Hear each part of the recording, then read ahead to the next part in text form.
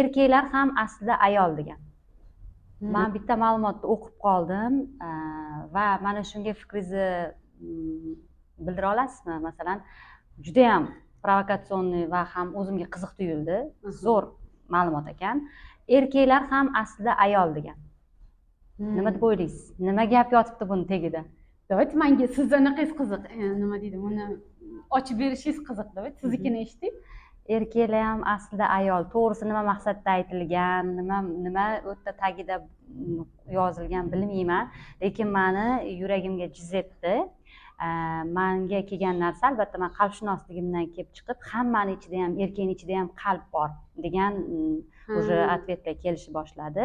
Lekin e'tibor bersangiz, odamlarning orasida umuman jamiyatda ayol kishi erkak bo'lsa to'g'ri qabul qilinadi, ya'ni mujizstva, jasorat to'g'ri qabul qilinadi-da. Lekin erkaklar yumshoqroq bo'lsa to'g'ri qabul qilinmaydi. Va mana shu sabablarini, o'zi nima sabab bo'ladi bu narsalarga ko'rib chiqsak. Men hozir aytganingizdan keyin hozir bir narsaga kelib qoldi, shuni aytaman mana. Qarang, mana bizga Allohning sifatlari bor, Rahmon sifati bor, Rahim sifati bor, Zuljalol va Ikrom, Qahhor, Jalol sifatlari bor-da. Mana shu 99 ta sifati har bitta insonda bor-da.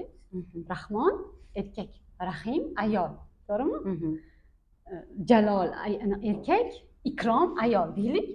Jalol jamol emasmi mabodo? Zuljalol va Ikrom.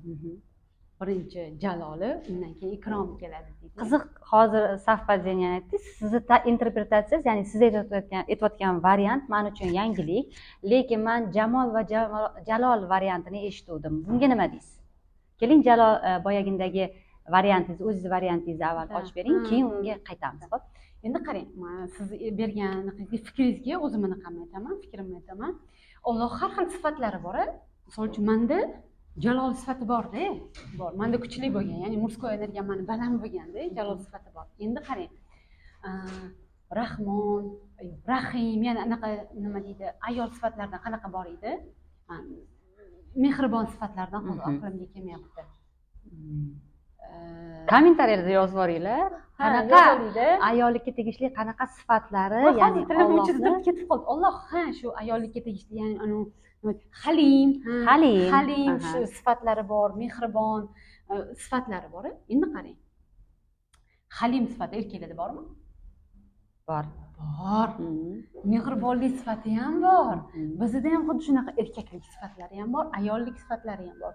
Lekin bizga ayol tanasi berildimi? Mana shu balansni ushlashimiz kerak. Ya'ni erkaklikni do chiqarib yubormasligimiz kerak. Xuddi shunaqa erkaklarda ham bor bu sifatlar, ayollik sifati. Erkaklar ham ayolmi deysiz-ku? Ayollik sifatlari bor. Ayollik sifati bo'lishi kerak emas deymiz-ku, erkaklar bo'lishi kerak. Agar o'sha ayol sifati bo'lmaganda, qatdan sizga rahmli bo'lardi, qatdan sizga mehribon bo'lardi. Jonim, nima yegin ki, qayoqqa boray, qatdan gapirardi bunaqalarni. Erkak ichida ayol bormi? Bor. Bo'lishi kerak. Ayolning ichida erkak bormi? Bo'lishi kerak. Agar meni ichimda erkaklik sifati bo'lmaganida edi, men odamlarga nimadir mana shu menga berilgan qobiliyat deydimi, dard deydimi, hammamizda bor-ku bu narsa, berilgan vazifani men qatdan qilaman, qatdan bergan bo'lardim. Meni ichimda o'sha qat'iyat bo'lmasa, jasorat bo'lmasa, bu murskoy taraflarimizni men bera olmagan bo'lardim.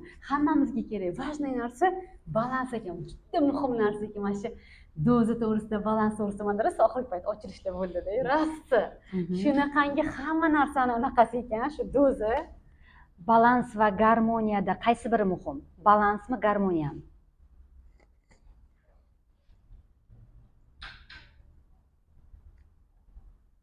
Ikkalovi ham muhim. Bittanaqa qilmaylik, tanlamaylik, ikkalovi ham muhim.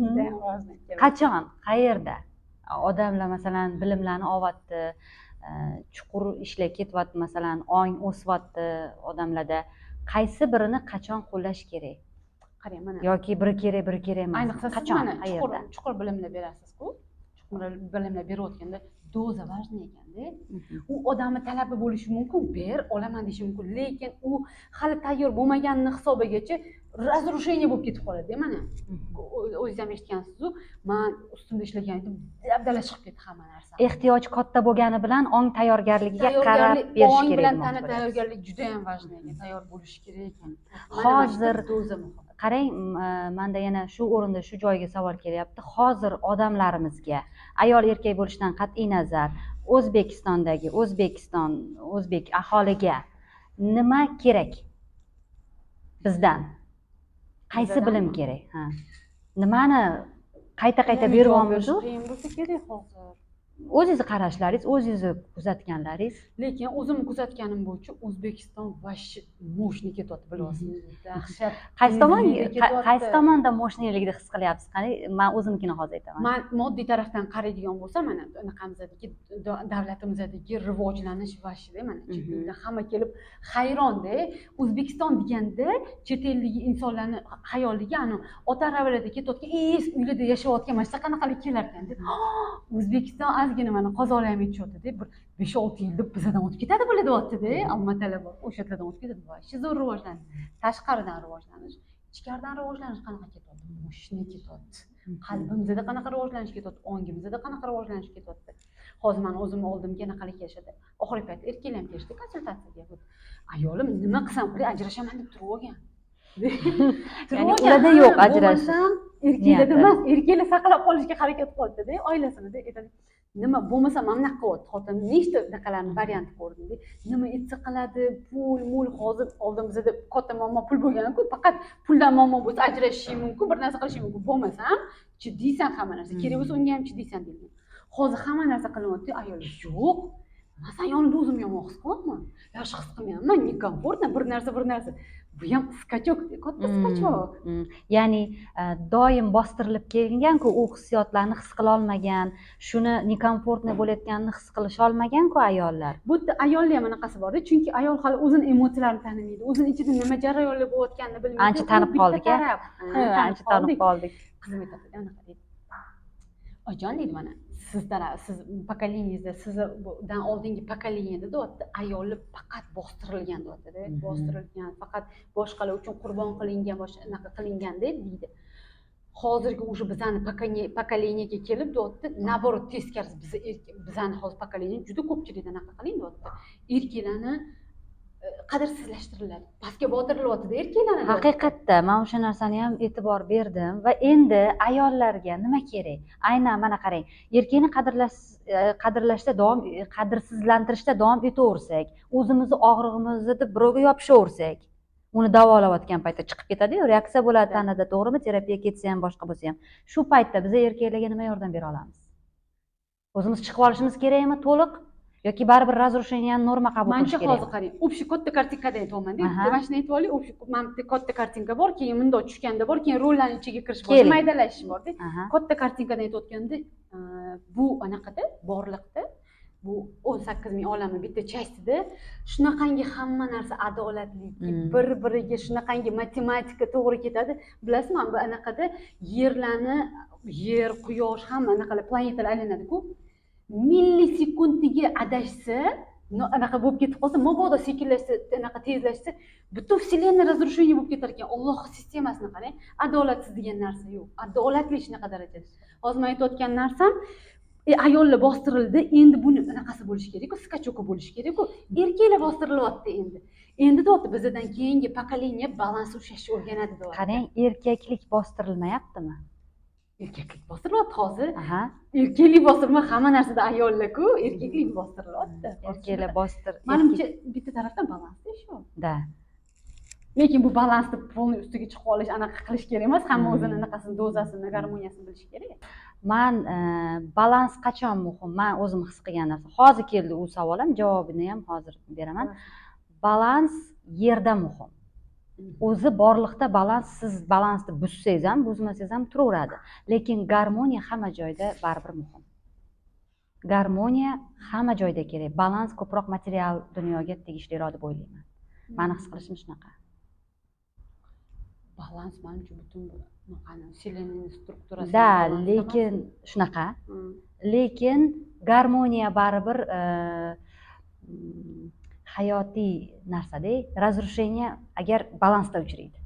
Keyin garmoniya buziladi. Yetkazib bera oldimmi? Yo'q, kirmadi hali. Shuning uchun ham mana yerda balans bo'lishi muhim.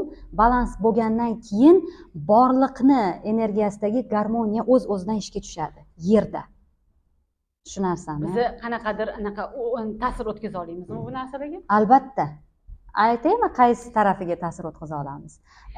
Qarang, dunyoni balansiga, vселенныйni garmoniyasiga bizani qanaqa darajada anaqamiz bo'lishi mumkin? Aytaymi? Qiziq.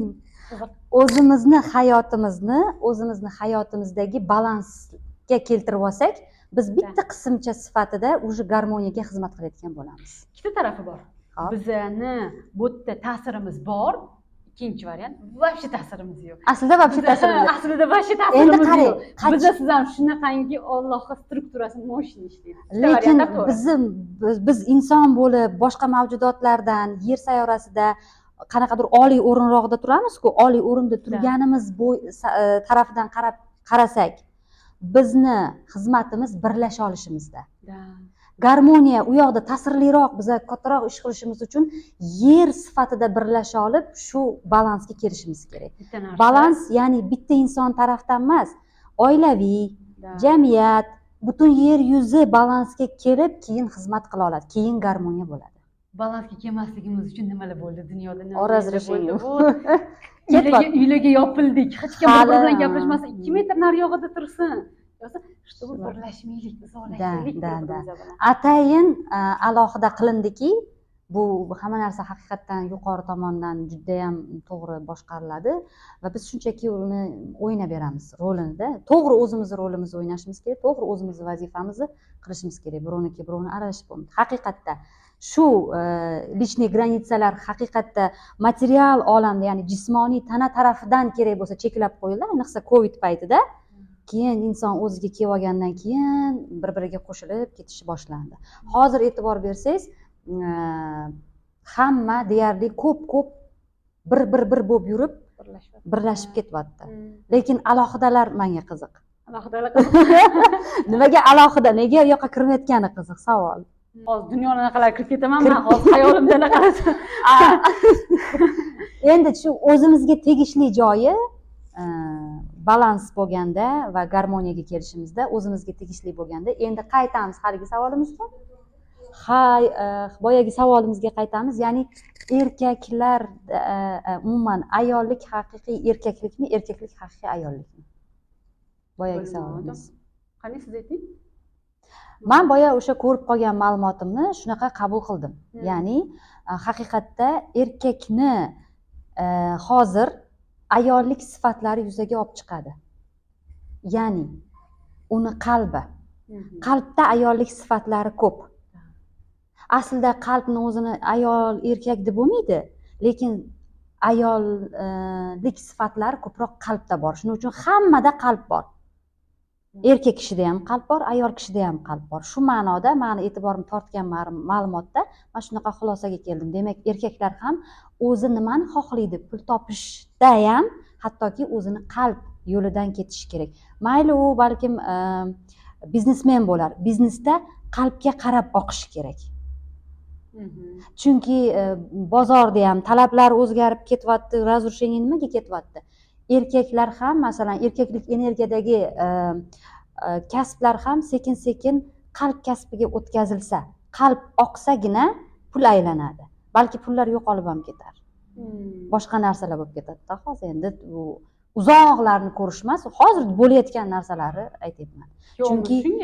Chunki kuzatuvlarim natijasida shu kim haqiqatda yuragi bilan ishlasa, matematik hisob-kitob bilan emas, qalbi bilan ishlasa, puli ham keladi, erkakligi ham joyida balansda bo'ladi, garmoniya ham bo'ladi. O'zi hozir bilyapsizmi, butun o'zi dunyoda qayerdan bo'lmagan narsani otib yuryapti. Otilyapti.